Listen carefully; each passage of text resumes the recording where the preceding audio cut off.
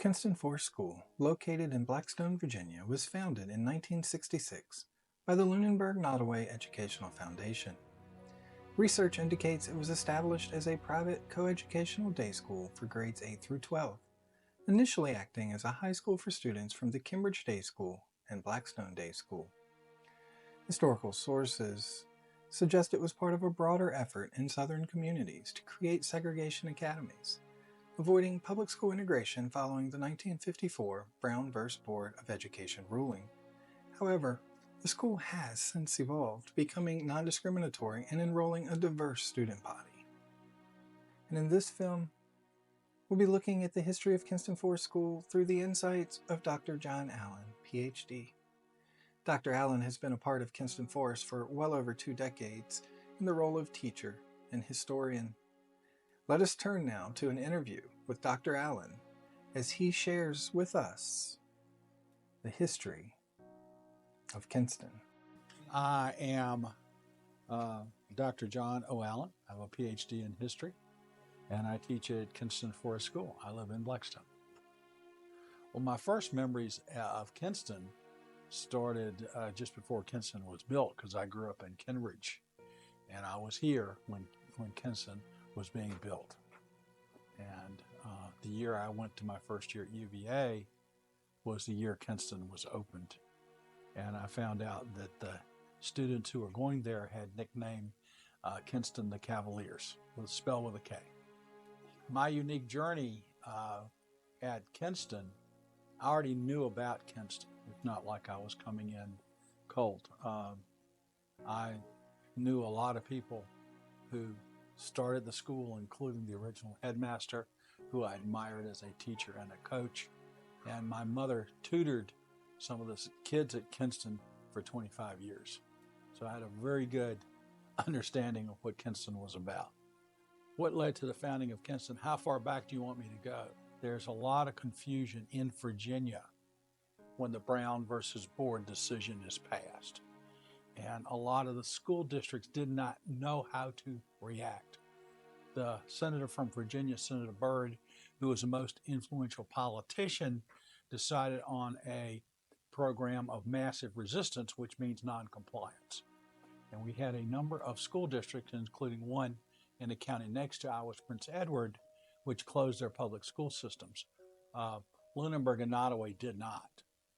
After all the court decisions had come through and the Civil Rights Act of 1964 was passed, then the counties had to figure out what to do. Nottoway took one track, Lunenburg took another track, and Kenston came out of that as to how to deal with this situation. Initially, Lunenburg and Nottoway both had 3 high schools. The 4 towns, Cambridge, Victoria, and Lunenburg, Blackstone, and Crewe, and Nottoway, had small white public high schools. Each county had then a larger black high school, Luther Foster in Nottoway and Lunenburg in Lunenburg. The question is, how do you do this?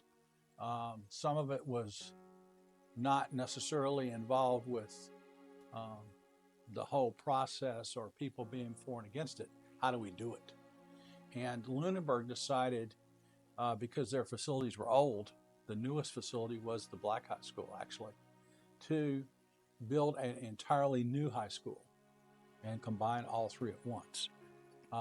The Cambridge High School had already been integrated to a certain degree. It was token, but we had some African American students spread out through the school in the elementary and in the high school. As far as I know, Nottoway did not. In Nottoway, they decided to have school choice, which means any individual in the county could select the school they wanted to go to, and they would do it that way for 3 years. So this is kind of the background of Kenston Forest. The trigger for it was not really the integration with the students, but the integration of the faculty. The court order basically said Amelia and Nottoway had to have integrated faculty the following years. That triggered the foundation of Kenston Forest. The first headmaster was Don W. Deaton. He was the assistant principal at Cambridge, had been the football coach and the girls basketball coach, and he was beloved by the students. He got along with the students great, particularly the guys. He promised he was going to have a football season that first year, and he does. And then later on, the next year, they started the girls basketball team, and they continued their winning tradition Deaton had started. They were undefeated for like 4 years in a row. I know the first year, instead of having a homecoming dance, they had an opening, and the vice president of the Education Foundation was John M. Webb's daughter, Ann Garnet Webb, who I'd gone to high school with. And they went right in with a lot of the normal high school activities, etc. They had to put together, though, populations from school systems that had been competing. How has it changed as far as segregation or acceptance of African Americans? Initially, when kids came here, the faculty and staff knew they were coming here expecting some rigor. That hasn't changed. Now we have African Americans, they are expected to perform the same way, and I have not been disappointed. We have had some outstanding African American students, and that goes back over 30 years. How would I describe Kenston today as compared to where it was? In some ways, it hasn't changed. I think the values at the beginning are still the values we have today. I think the values that the teachers are trying to apply, communicate, and inculcate are identical to what was at the beginning. I think culture has changed some, and those types of things. I think the goal is still the same. How has the school's mission evolved, maybe since its founding? And what are some defining moments or transformative periods in its history? As far as I can tell, the mission of the school really hasn't changed. It's been based in the Judeo-Christian values and character and honor and college preparation.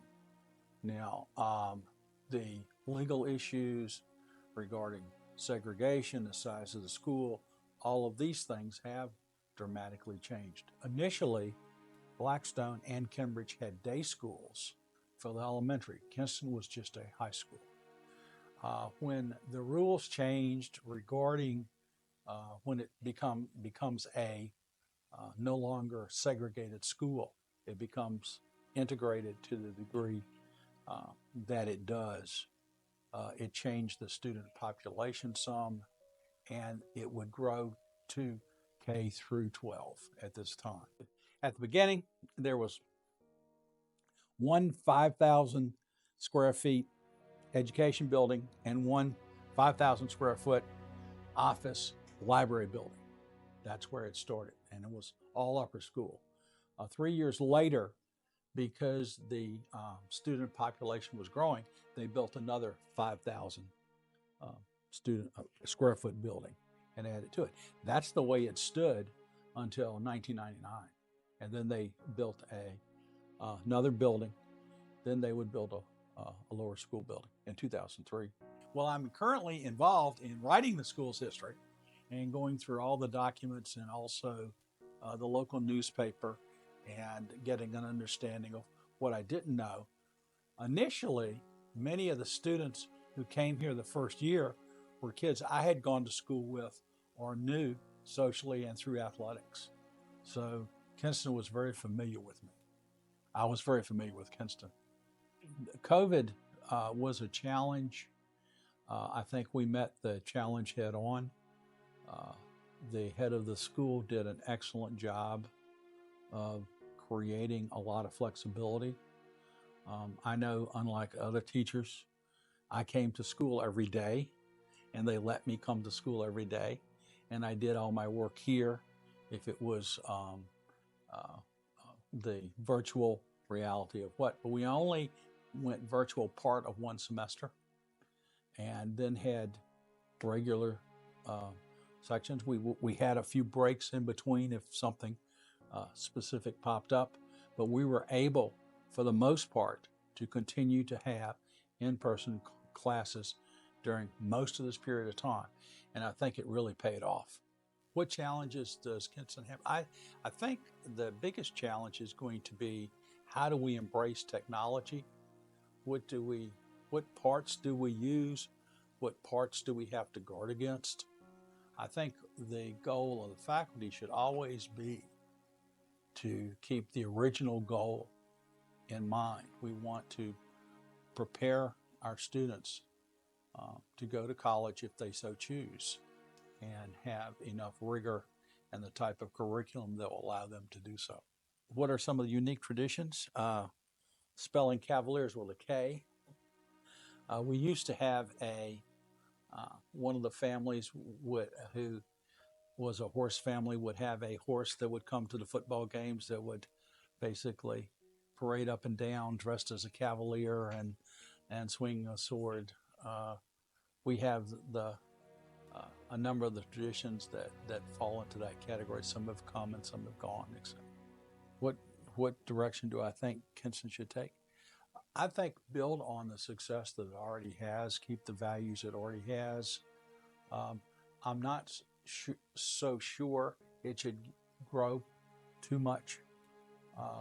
One of the advantages that Kenston has is a family type atmosphere, and the size of the school determines that. One of the hardest things to do, and I experienced it in the business world, is to have something that grows really fast and be able to manage it well. I have a very positive view of Kenston from the beginning. And I had taught in college. I had lived in various communities, and I thought Kenston was fulfilling its role very well, and has continued to do so. Obviously, you have different bumps in the road and different circumstances, but it seems to me Kenston's on the right track. Everything that I learned in the business world and everything I've observed in the academic world says you've got to have good leadership. As long as we have good leadership, we will be in good shape. You mentioned Mr. Deaton as the first head of school, and Lori Bacon is the current head of school. There clearly have been a string of head of schools in between. Could you talk just a little bit about some of those and the transitions and how the school has changed throughout the different headmasters? First headmaster when I was here, who basically hired me, was Alan Barr, who you know quite well, who I thought was very good. We then had a series of headmasters who were less than effective. It affected the school. They did have very good values and emphasized character, Judeo-Christian values and stuff like that.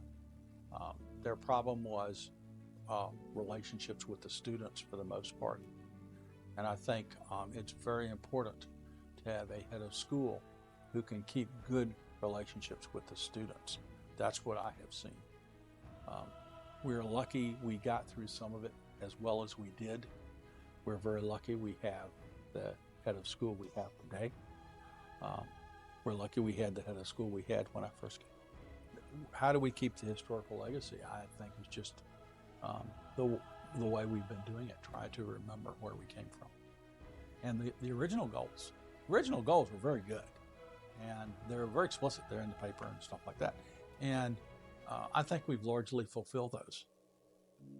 What is the most enduring lesson? Character. Character. Character. Character. If you could sum up the spirit of Kenston in one message for future generations, what would it be? One message? Never ever give up.